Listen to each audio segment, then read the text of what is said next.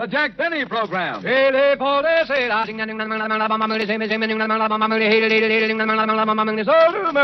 Lucky Strike means fine tobacco. LSMFT, LSMFT, LSMFT. You said it. Yes, sir. Lucky Strike means fine tobacco. At 49, American. Quality of product is essential to continuing success. And Lucky Strike means fine tobacco. So round, so firm, so fully packed, so free and easy on the draw. When it comes to real, deep-down smoking enjoyment, remember these 5 words. Lucky Strike means fine tobacco. Yes, Lucky Strike means fine tobacco. The finer, the lighter, the naturally milder Lucky Strike tobacco. So for your own real deep-down smoking enjoyment, smoke that smoke of fine tobacco, Lucky Strike. So round, so firm, so fully packed, so free and easy on the draw. And for that Christmas present, remember... LSMFT. Suggestion, a carton of cigarettes for Christmas. No gift offers so much for so little. So say Merry Christmas with a carton of Lucky Strike.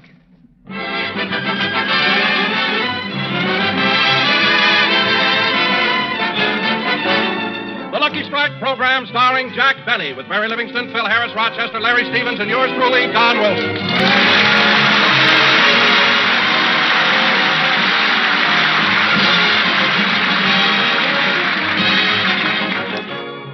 Ladies and gentlemen, 2 weeks ago, Jack Benny had dinner at Mr. and Mrs. Ronald Colman's house. And tonight, as a typical good neighbor, Jack has invited the Colmans over to his house. So let's go out to Beverly Hills, where we find Jack preparing for the arrival of his distinguished guests. Well, I'm almost dressed, Rochester. How do I look in my how do I look in my striped pants and swallowtail coat? You look like a master of ceremonies at Forest Lawn. I do not. Now, Rochester, when you're serving dinner tonight, remember, serve the tomato juice first, then the salad, then the meat, and then the vegetables. I'm glad you brought that up, boss. I wanted to ask you about the peas. What about the peas? You want me to spoon them out or count them out?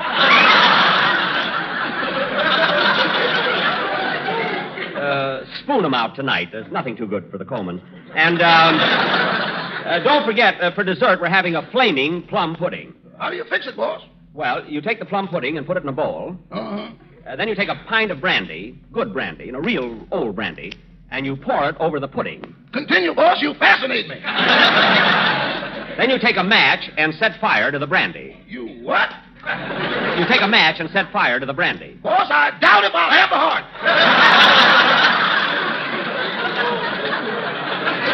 Well, just do as I tell you. See you later. Jingle bell, jingle dum da ding, dum dum dum dum. Gee, I hope the gang got all those contest letters cleaned up. I don't want the Colmans to find out that so many people can't stand me. Well, kids, are you about finished with the mail? We're all through, Jack, except for those entries over there in the corner. Why haven't you opened those? They're still ticking. Ticking? You mean... Hey, there's one that's smoking. Quick, Don, throw it out the window. Okay. I wonder why they...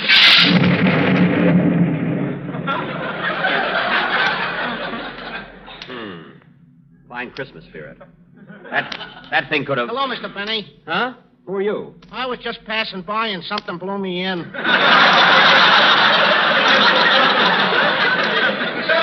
Oh, well, Merry Christmas. Same to you. Goodbye. Goodbye.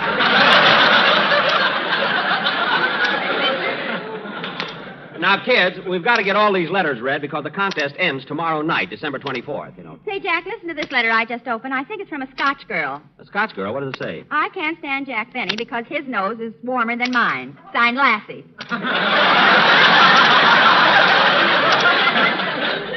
Oh, she's just mad because she read that big story about me in Newsweek. Anyway, kids, never mind the rest of those letters. Mr. and Mrs. Colman will be here for dinner soon. I also invited their friend, Jack Wellington. So please be on your best behavior. Especially you, Phil. Me? Yes, you. Just for tonight, don't bring your jug to the table with you. Please. Now, wait a minute, Jackson. Have you ever tried eating that meat straight? I know it's awful, Phil, but do it just as a favor to me. And another thing, Phil. When you take the jacket off the baked potato, you're not supposed to go... It's only a potato. And Don... Yes, Jack? Don, when Rochester offers you a third helping, try to refuse, will you? Or at least say well before you dive in. And Mary... Oh, Jack, don't try to tell me anything about eating. You better listen to him, Liddy. He was eating 30 years before you were born. Bill, your Christmas present isn't so big that I can't carry it back to the store. So don't try to do... Oh, hello, Polly. Merry Christmas. Merry Christmas. Isn't that cute? Say, kids, don't you think my Christmas tree is a beauty? Look how big it is. It sure is, Mr. Benny. Where did you get it? Well, I'll tell you, kid. A man drove through Beverly Hills with that tree laying on top of his car, and Jackson was right behind him. Bill. Jackson knew about the sharp curve in the road, and the man didn't. Bill, please. Christmas trees are very sentimental to me. In fact, I used to go out in the woods and cut down my own tree. But I gave that up. Yeah, it's so hard to find one with packages under it. Yeah. Anyway, this is the best Christmas tree I've ever had. And look at all those presents. Say, Mr. Benny, what's in that great big box over there all tied up with that red and green ribbon? That's there every year, kid. It's a decoy. It is not. Oh, boss. What is it, Rochester? For dinner tonight, do you want French bread, raisin bread, or English muffins? English muffins. Are they the real English muffins? Are they? I cut one of them open and found 2 tickets to a cricket match. Well, you can't go. You've got work to do. And by the way, I hired an English butler to help me serve tonight, so the Colmans will feel at home. He should be here any minute. Gosh, I bet right now Ronnie and Benita are sitting on pins and needles waiting to leave their house.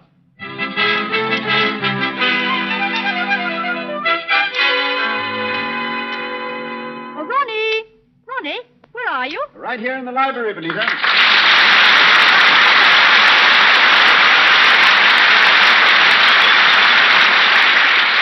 Hey, darling, it's almost 8 o'clock. It's time for us to go over to Mr. Benny's house. Have you forgotten? Oh, no, I haven't forgotten. It's been on my mind all week. Perhaps we can phone and make some excuse. No, darling, we can't do that. He's probably gone to a great deal of trouble preparing dinner. In fact, just this afternoon, his butler... what's his butler's name again? Manchester? Manchester. Well, he came to the back door and wanted to borrow some sugar, so I gave him a saucerful. You gave him a saucerful? Yes, they already have all our cups.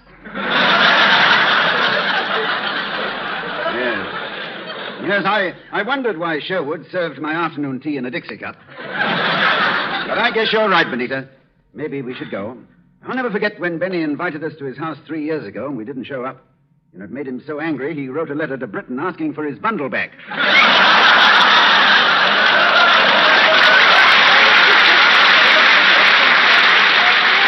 Yes, well, he's probably sensitive. Well, it's getting late. You better start dressing. Oh, yes, and I mustn't forget to take Jack Benny's shoes back to him. His shoes? Yes, he slipped them off when he was having dinner here 2 weeks ago. You know, I've never seen such interesting shoes. There's so many secret pockets in them. And there's a little device in there where you wiggle your toes and it makes change.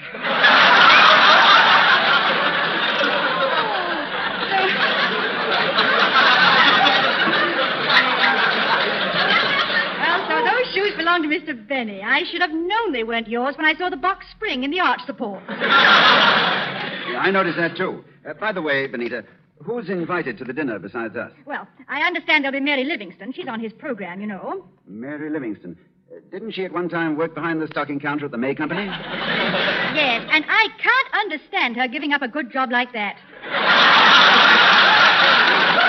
Now, let's see. Oh, yes, besides Mary Livingston, there'll be that Phil Harris fellow. Oh, yes. Ham hocks and turnip greens. Say, Benita, couldn't we phone and say that Uncle Oswald is ill and that we have to go and visit him? You can't do that. After all, Mr. Benny lives right next door. He'll see our lights and know we're home. Oh, yes. Even that 30-foot fence doesn't keep him from peeping in on it. Creeping along his side of the fence with a periscope. A most remarkable fellow. I do hope Mr. Benny doesn't insist on playing that violin tonight. Oh, why, Benita, why did you have to bring that up? For 10 years, I've been plagued with love in bloom.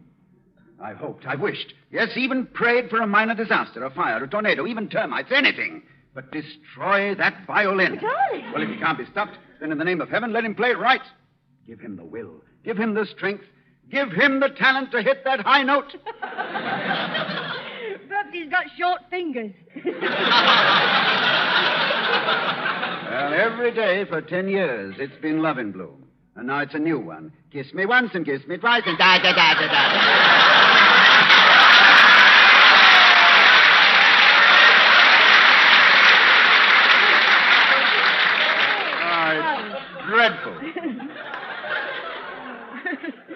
I'm sorry, dear, but I didn't mean to lose my temper. Well, cheer up, darling. I'm sure we'll have a lovely evening at Mr. Benny's. I hope so. Perhaps he'll eat a lot and fall asleep early.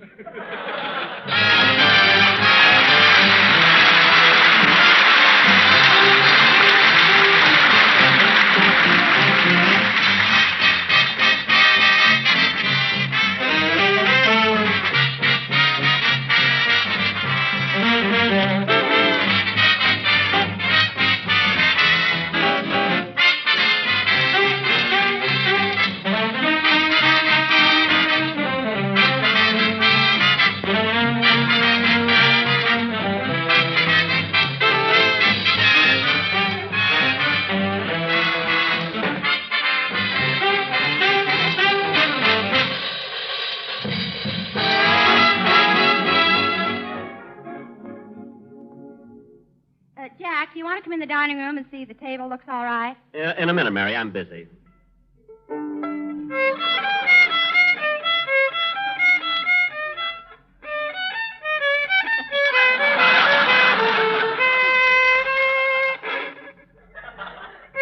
Oh, Jack. Jack, you're not going to play your violin tonight. I am, too.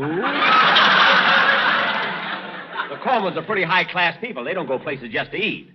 Now, let me practice.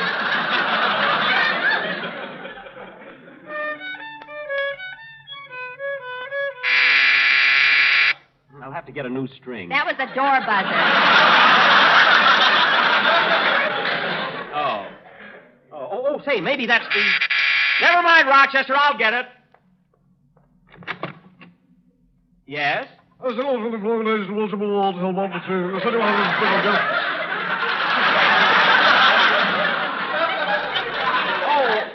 Oh, yes, you're the English butler I ordered. Have you had much experience at serving? Yes.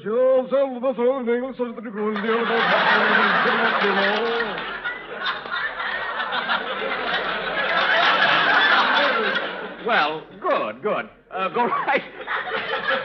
Go right in the kitchen and get started. What's your name? What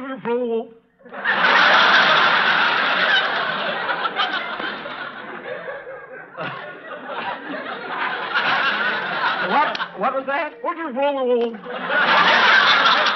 Oh. Well, tonight, I'll just call you Nottingham.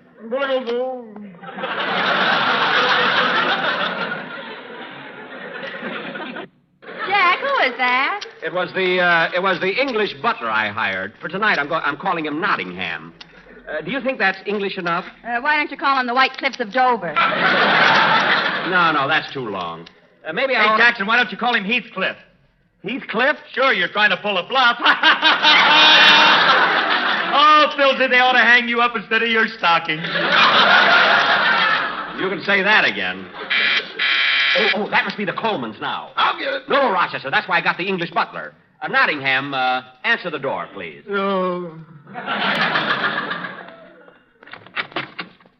Good evening. Mr. Benny is expecting us. Oh, come in, sir. Call the waiting room in the drawing room.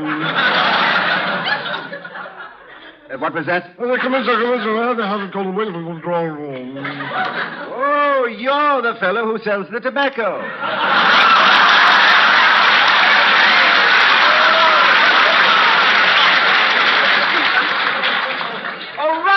Ronnie, Benita, I'm glad you came so early. Hello, Jack, old boy. So good of you to have us over. Oh, it's a pleasure indeed. Nottingham, take Mr. and Mrs. Colman's hat, coat, and canoe.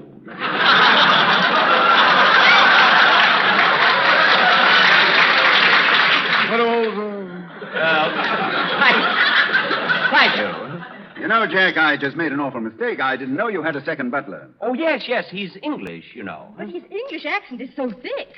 Well, he's been there twice. Twice, you know. Well, if he ever goes back again, he'll choke to death. Yes. Come, let's go into the drawing room. By the way, Mr. Benny, where is Manchester? What? What did you say? Where is Manchester? Oh, Manchester. Well, you go out Sepulveda Boulevard. Through Culver City. You turn left at the second traffic light. Jack, Benita means Manchester, your butler. Oh, that's Rochester. Rochester. Let Nottingham do it. I'm not talking to you. Benita, my butler's name is Rochester. He's in the kitchen getting dinner ready. Come, let's go into the drawing room. I want you to meet my associates.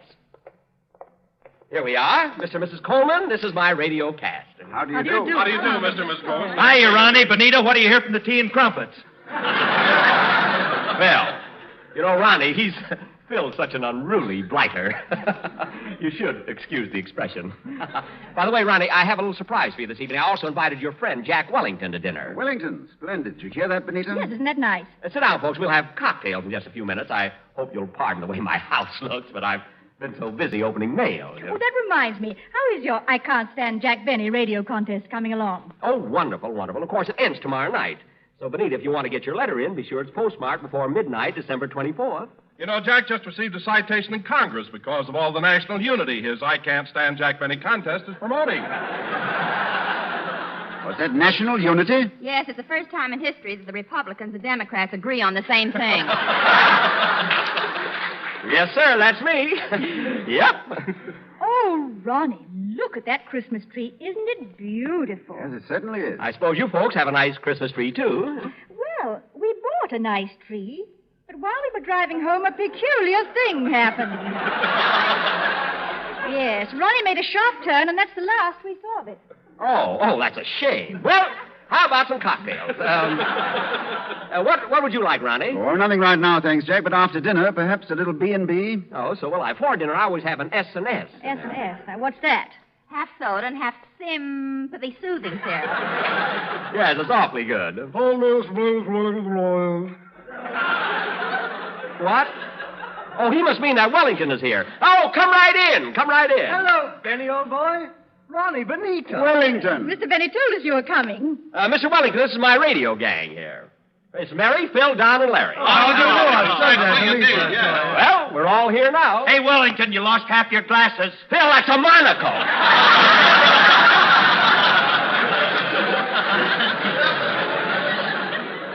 Half his glasses. Say, Wellington, I should tell you, we had a letter from Wickersham the other day. Wickersham. Well, how is the old duffer? Oh, he sounded cheerful enough. What a sense of humor he has. Yeah, Wellie, that reminds me. Why don't you tell Mr. Benny and his friends that amusing anecdote Wickersham always tells at dinner parties? Oh, yes. Now, let's see. Now, how does that go? While you're thinking about it, I can play a solo on my... Oh, I have it. Good. Good.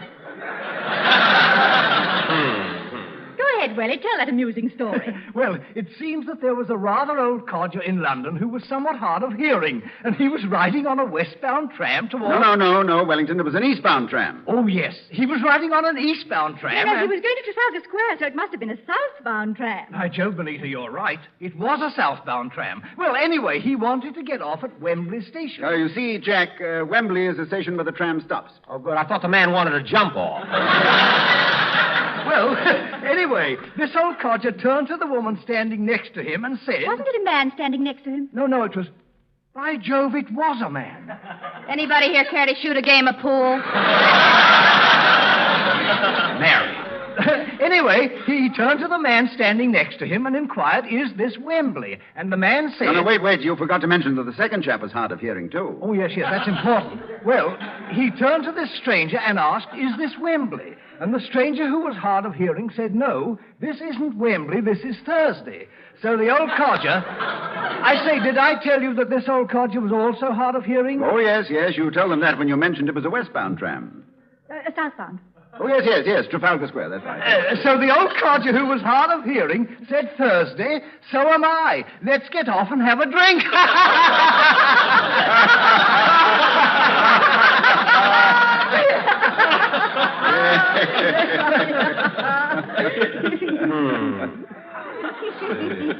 Southbound tram, Trafalgar Square. Oh, it was a very amusing story, Mr. Wellington. Very funny. Would you folks care for a cigarette? Yes, thank you. Southbound tram, Trafalgar Square, Trafalgar. You see, these cigarettes I just gave you are Lucky Strikes. They're made of the finer, the lighter, the naturally milder tobacco. Well, that's interesting, isn't it now? He got off at Wembley Station because he was hard of hearing, so he didn't... And you notice that Lucky Strikes are so round, so firm, so fully packed, so free and easy on the draw. How enchanting. Please go on, Mr. Wilson. From the second chap got off the tram because it was so fully packed. No, that was a woman, by Jove. That's right. And that's the reason LSMFT is so popular. LSMFT stands for Lucky Strike means fine tobacco. Amazing, amazing. Yes, just think of it. LSMFT. Lucky Strike means fine tobacco. Deucedly clever, isn't it? So when the stranger said, "This is Thursday," the man who was hard of hearing said, "So am I. Let's get off and have a drink." Oh, yes, Thursday. Thirsty.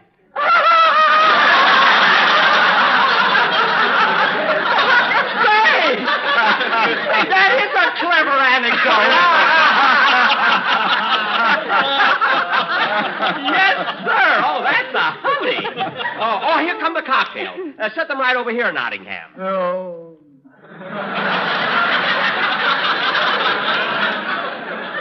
Well, folks, dinner will be ready pretty soon, and I can't tell you how happy I am that you were all able to come over, particularly at this time so close to Christmas. Oh, thank you, Jack. Thank you. And since it is so close to Christmas, I think it would be nice if we had Larry Stevens sing an appropriate Oh, song. good, good. By all means. Are you ready, Larry? Yes, Mr. Benny. Go right ahead. Here, let me sit next to you, Mary.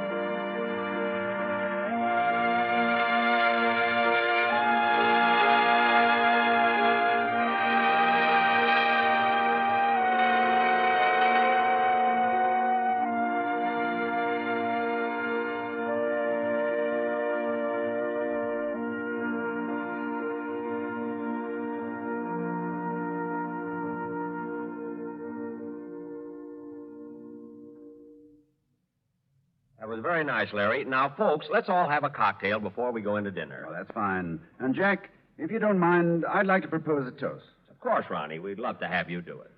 I propose a toast to the world. A world which has just survived the bloodiest and costliest of all human conflicts. A world which was so nearly led back to the dark ages of oppression and slavery by cruel and greedy men who traded in hate.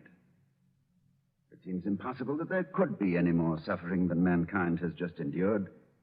But it is possible, and it will happen if we lose sight of the lessons so bitterly learned.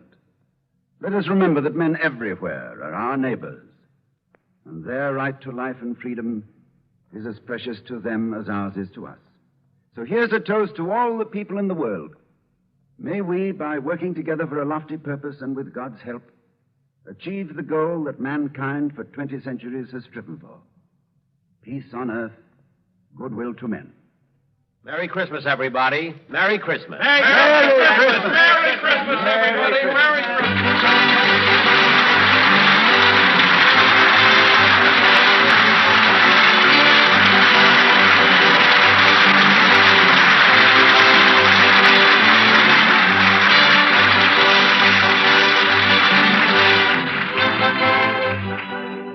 Thanks again to Mr. and Mrs. Ronald Colman and their friend, Mr. Wellington, for spending the evening with us. And I and my whole gang want to wish everybody everywhere a very Merry Christmas. Good night.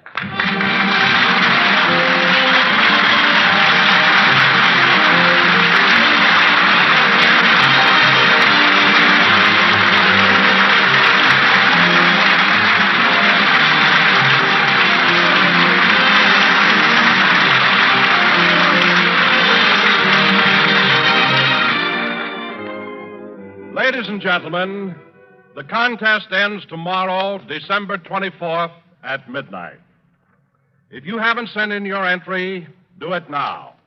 Just complete this sentence, I can't stand Jack Benny because, in 50 words or less, and mail your letter to the Jack Benny Contest, Hollywood 28, California. Prizes would total $10,000 in victory bonds. And in case of a tie, duplicate prizes will be awarded. The board of judges include Goodman Ace of the Easy Aces and Peter Lorre. And the supreme and final judge will be the Honorable Fred Allen. The decision of the judges will be final, and all letters become the property of Jack Benny, including the rights to publish. This contest is open to everyone except the employees of the American Tobacco Company, its agents, and the National Broadcasting Company. It is subject to all federal and state laws and regulations.